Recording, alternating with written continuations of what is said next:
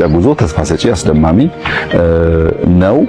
ይሄንን ተስፋ ፈጣሪያችን እያመሰገን እኛ እየተዛዘን ይቅር እየተባባልን እየታረቅን ሰላምን እያበረታን ሰላምን እያበዛን መትጋት መስራትን ባህል እያደረግን ይሄ ክብርን ታይታን ምናምን ትተን በደንብ ወደ ስራ እየገባን ከሄድን በጣም አስደማሚ ነገር ከፊታችን እንዳለ ይታያል። እንግዲህ ብልጽግናን እየጨበጥነው ነው እያየነው። ብልጽግና ይሄ ነው።